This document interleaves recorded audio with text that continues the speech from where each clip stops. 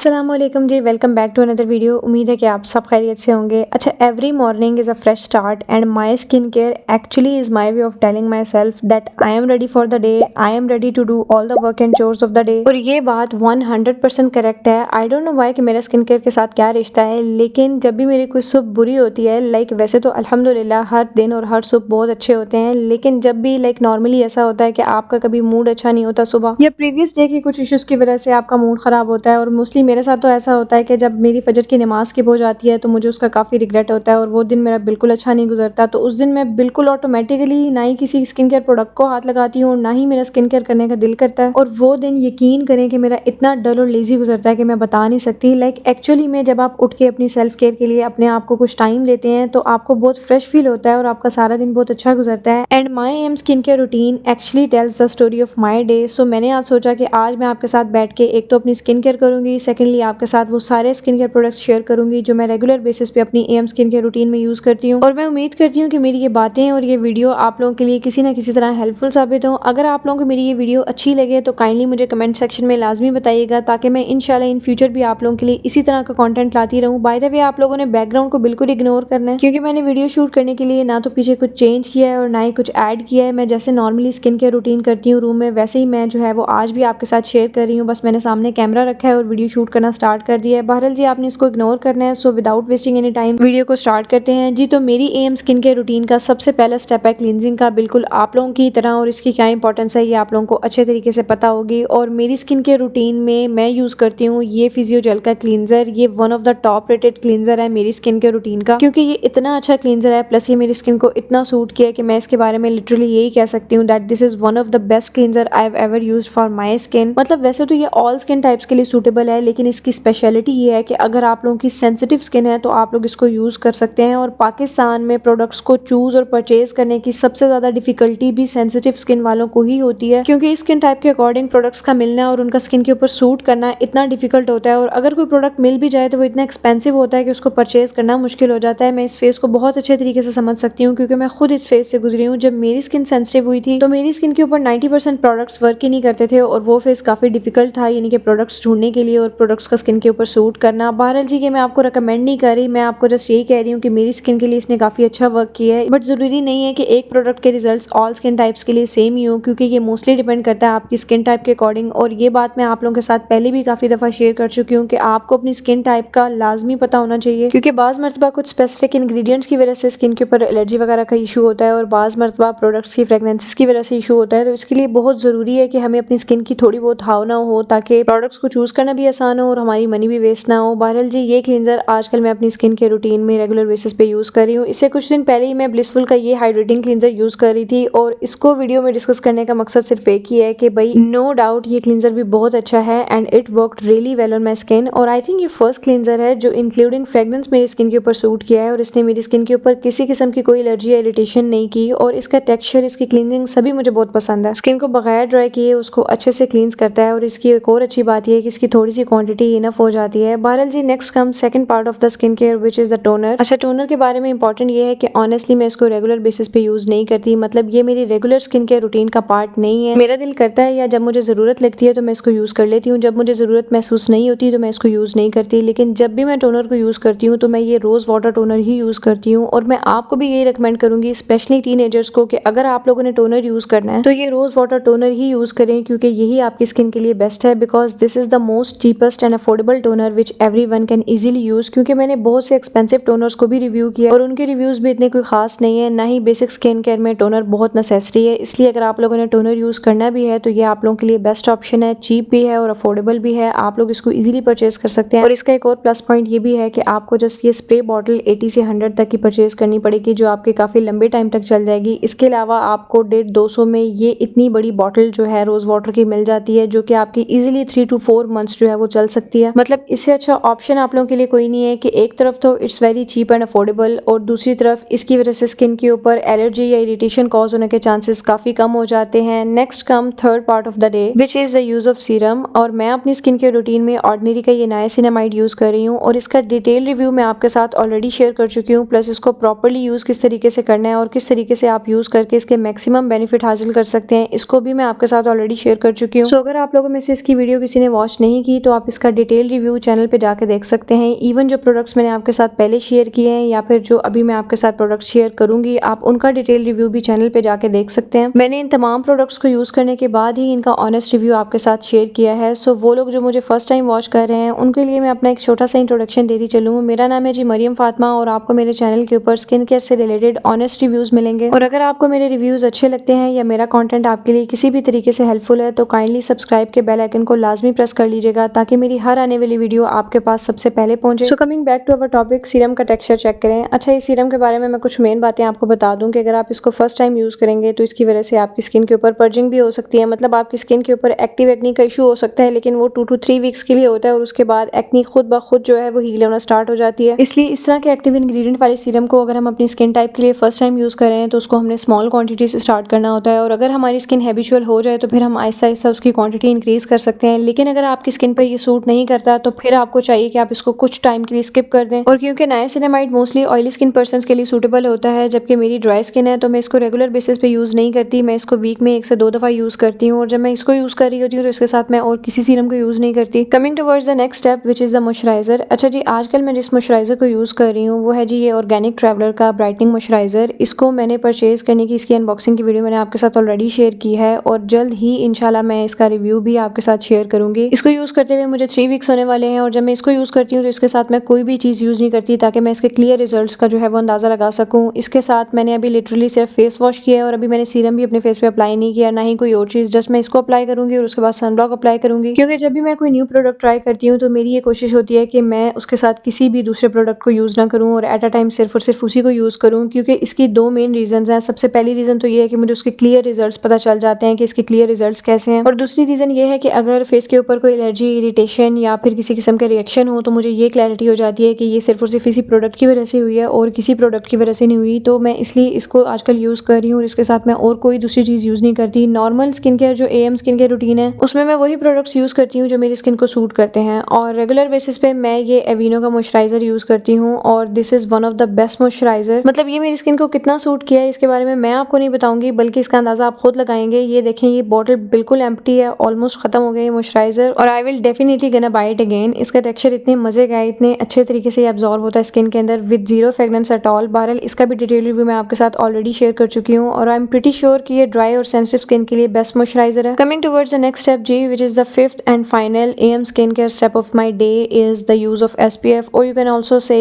Sunblock or sunscreen, which is the most important step और इसको आप बिल्कुल भी स्किप नहीं कर सकते, इवन अगर आप लोग घर पे हैं या फिर आप घर से बाहर हैं। So nowadays the sunscreen which I am trying is this SPF 60 Spectra sunblock from Genferm. इसको मैंने कुछ टाइम पहले ही परचेज किया है और ये भी मैं अपनी स्किन के ऊपर ट्राई कर रही हूँ और ऑब्वियसली मैं इसको आज यूज नहीं करने वाली क्योंकि मैंने इसको पिछले 2-3 दिन से मैं इसको यूज कर रही हूँ और आज जो है क्योंकि मैं ऑर्गेनिक ट्रैवलर्स का मॉइस्चराइजर यूज कर रही हूँ तो एक दिन में मैं एक ही प्रोडक्ट को टेस्ट करती हूँ। So today I am gonna skip it. वैसे इसके ऊपर कंपनी ने बहुत से क्लेम्स किए हैं इसके बारे में, that it is hypoallergic, paraben and perfume free, photo stable plus non greasy. So देखते हैं कि अपने क्लेम्स के ऊपर कितना पूरा उतरता है और इसके एक्चुअल क्या रिजल्ट्स हैं। इंशाल्लाह इसको भी ट्राई करने के बाद मैं जल्दी इसका डिटेल और ऑनेस्ट रिव्यू आपके साथ शेयर करूंगी। You guys just have to stay tuned. So regular basis पे जो मैं सनस्क्रीन यूज करती हूँ जिसको मैं आज भी यूज करने वाली हूँ, that is this SPF 50 PA++ from beauty of Joseon. ये कोरियन ब्रांड सनस्क्रीन है जिसका डिटेल रिव्यू मैं आपके साथ ऑलरेडी शेयर कर चुकी हूँ। Again it's a little expensive but it's exactly according to my skin type. मतलब इसका टेक्सचर, एब्जॉर्प्शन, इसकी कास्ट, इसकी शाइन बिल्कुल मेरी स्किन टाइप के अकॉर्डिंग है और ये